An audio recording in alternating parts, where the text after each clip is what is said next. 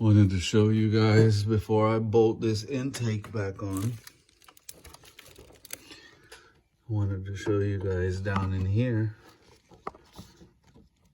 There's the two bolts that I put through there. So it's bolted in from the top, right, for that catalytic converter. 1 bolt, 2 bolts. You see them right there with the oxygen sensor in between. So that's from the top.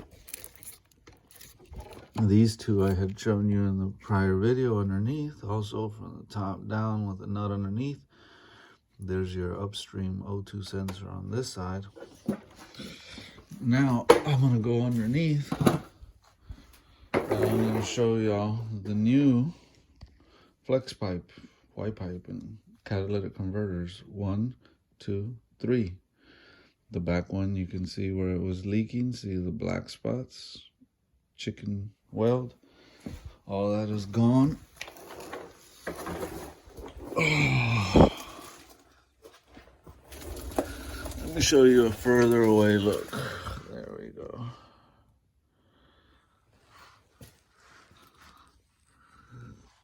And there's that big old 2 mufflers I was telling you. I highly recommend they delete. But anyways, here's your catalytic converter number 3. The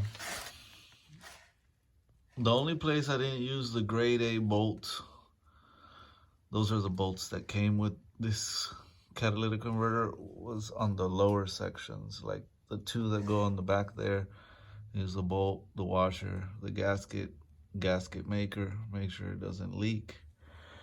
And then you follow it over here. We got the hanger bolted up to the subframe. You got your new flex pipes. You got your new catalytic converter bolted up. Bolts coming from the bottom. The 2 bolts I showed you from the top have their nut. It's coming from the bottom here.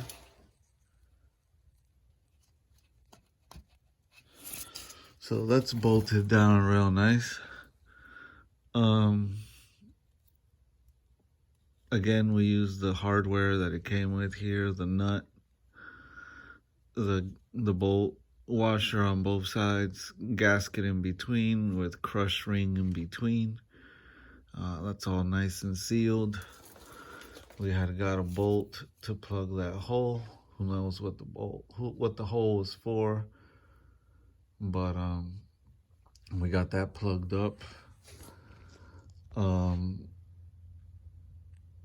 We went ahead and installed the new oxygen sensor. It runs real close to that CV axle, but it doesn't hit. So there's the oxygen sensor. It's clipped on where it should be. Now this oxygen sensor should be, see where it's broken here?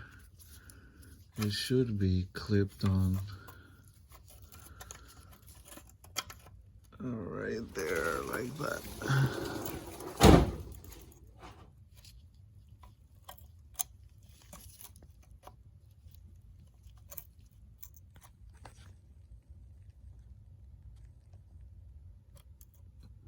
Should be right there like that, but the clip is broken. So we'll zip tie this there so it'll stay there. But yeah, that oxygen sensor is connected. Again, use the hardware it came with. These aren't grade A. I'm not super impressed with this hardware they included, but put a nut, bolt, double washer on both sides. As you can see, back side there. So the original oxygen sensor had a broken clip on it when it arrived. The new one didn't. We'll zip tie that up and we're done underneath here. Ready to fire in the hole and have no exhaust leaks. You know, the old one was all banged up. Again, because of the struts being bad. So We got all that fixed, got all the new hoses, got the kink out of the cooler line. It's ready to get a zip tie here and get lowered down on the ground. You can see the bolts and the nut, the bolt I showed you from the top, and then there's the nut on the bottom there. I think you could see it better from over here. I don't know how well I can get this phone in there, but I'll try.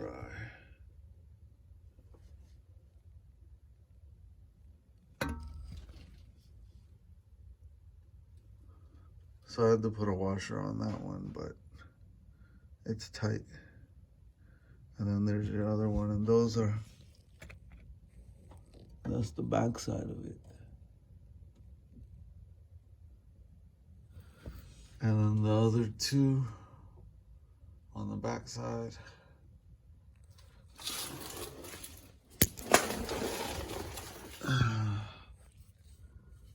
And there's the other one.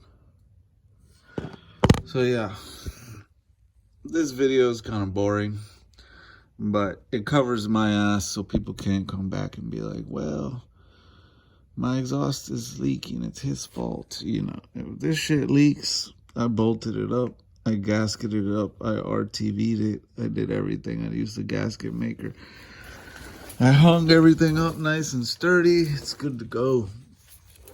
I see how they did the weld on this. They got this piece that they like welded in to make this sharp turn here. Hopefully there's no leaks from their welds. There's a couple high spots. Like whoever welded this wasn't the best welder in the world, let's say. He's got some welds that are nice, and like right here, if this thing will focus, this is a nice weld. But then he's got other welds like here where he runs with it, and it's not the prettiest welds. He's got, you know, it's not perfect welds, but they're decent. They're decent. They'll get the job done. Some are nicer. He can tell sometimes. He's a decent welder. We'll leave it at that. He's a decent welder. And yeah, that's it. Oh, there was one more thing before I forget. And I hate to be the mechanic that's like, oh, it's something else, but I mean, you pay attention to stuff, and I didn't see this before. So we sprayed all this down, and we sprayed it with brake cleaner, right? We replaced this hose, remember, for the oil cooler. We put the heat shield protector on it, remember? Put the brand new clamps on it. That goes to your oil pressure switch there. Well, here's the line going into the oil cooler, and I noticed that, and this van's been sitting, it hasn't been started. All I did is spray it down and clean it, and that oil's coming right there. So this is your oil cooler. You can see it there. There's going into that hose, and then the other hose here, right? Here's your Wix XP oil filter attached to the oil cooler, right? So the oil filter attaches to the oil cooler, and the oil cooler hoses coming in, right? So you got coolant coming in, coolant going out, right? This thing. All right. So where the oil cooler bolts to the engine block, it has a seal, and that's where it's leaking from. From that seal, and you can see it on the back side here better. You see the engine block right here, right? If I can get my hand in there. Wrong finger. See the engine block right here? Get my thumb out of the way for you. That's the engine block, the bottom of the engine casing. And that's the oil cooler, and that drip is coming in between the two. And it's clean oil, it's good oil, but it's still that little drip. You know, so that oil cooler has to come off and get a new seal where it seals to the engine block. and then put it back on and top off the oil, and then you won't have that leak there anymore. That leak will get over all the new hose, and it'll run down the frame here and get all the frame dirty after it's been sprayed down and cleaned up.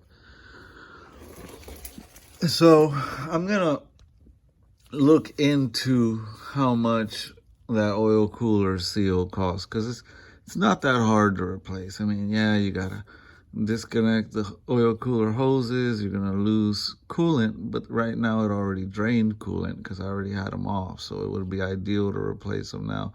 I'm gonna lose some oil when I pull the oil filter off, so I'm gonna take the oil filter off, and then there's a screw behind the threaded part that the oil filter is threaded onto, and that screw comes off, and then the oil cooler comes off. That's how it's bolted to the block, and behind it there's a seal, and that's the seal that's leaking. So anyways, I'm gonna look into how much that costs, because it's already here and we've noticed it, and I know that they're gonna be like, oh my God, something else. I don't want to fix something else. But it's like, look, man, it's gonna leak. It's here. We didn't notice the leak because everything was just covered wet. You couldn't tell what was leaking. And now that everything's all cleaned up, we can see what's leaking, and that's the only thing I've noticed that's leaking. And you're gonna be dripping some oil through there, needing to top off oil in between, and it's gonna get everything dirty again, and it's gonna blow back on the new exhaust and all of that. So trust me, like, I don't want to do more work. Like, I'm done with this thing. Like, I'm so fed up with it. I just want to give it back and be done. Say, here, you're welcome. Bye, take it. You know, like, I'm done with this van. I want my garage back. You know, I want to put another car in here. I want to move on. But, I mean, it's going to be leaking in their driveway. It's going to be blowing back when they're driving. I mean, that's what it's leaking with the engine off. With the engine running, I presume it leaks even more than that. So, as much as I don't want to do more work, as much as they don't want to spend more money, it has to be fixed. That means another coronavirus exposure trip to the auto parts store for me, which is not fun. That means them spending a little more money on this thing. But, I mean, it's the only noticeable leak under here. And like I said, everything's nice and clean. We want to keep it clean. We took care of all the kinks. The frame is all nice and dry. See, you can run your hand on it. It's all nice and clean.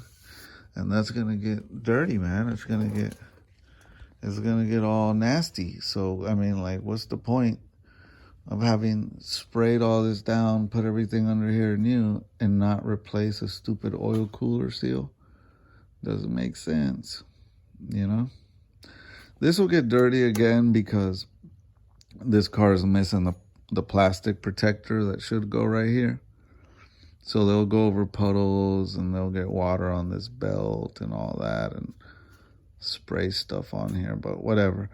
At the end of the day, it's one thing at a time. We're not going to go to a junkyard and try to find the plastic protector. I mean, at least the one that covers the belts here, it should have. But, you know, people change the oil and they're too lazy to remove it and they damage it and whatever. But it's an important cover because it keeps stuff,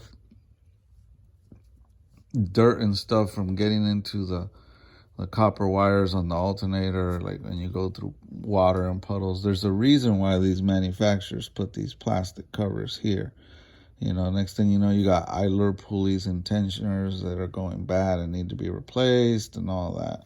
You know, so the tire, everything, the tire's kicking up. It's going to get on there on rainy days.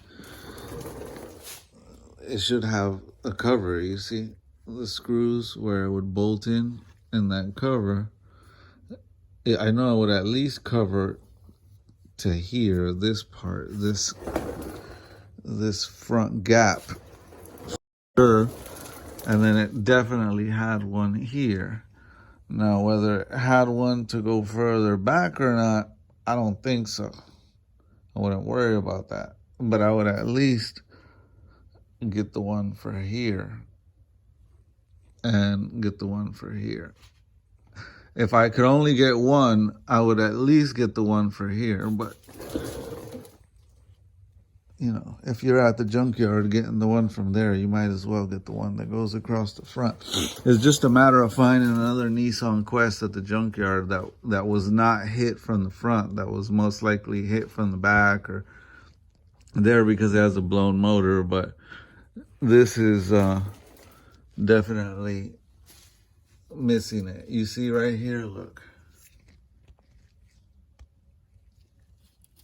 See that clip? That's where it used to be. You could see a piece of plastic there from where it was. That plastic was clipped on here. And it's missing the whole freaking piece of plastic that goes here where the tire goes. The fender liner, they call it. All this is exposed, you know, so this really doesn't matter. Maybe the fog light a little bit, but whatever. What does matter is the side cover here to protect the pulleys and the belts. You know, you go over a puddle and then your belts are squealing, and if that doesn't bother you and you don't care, then at least to save you money of replacing tensioner pulleys and alternators and everything, because they're constantly getting wet and dirt and everything on them.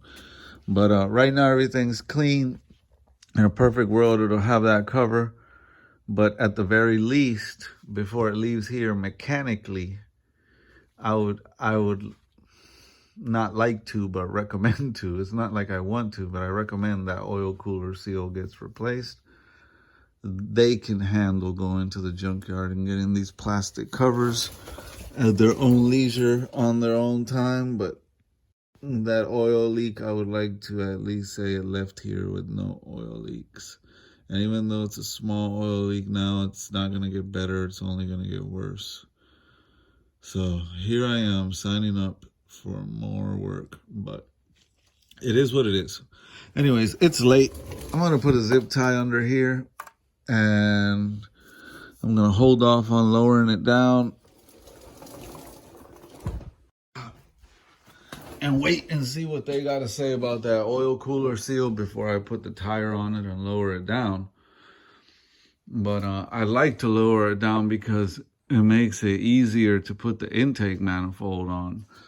I got the intake manifold right there. That's the last thing to install now that the new exhaust is on and the old one is out. And when you put that on,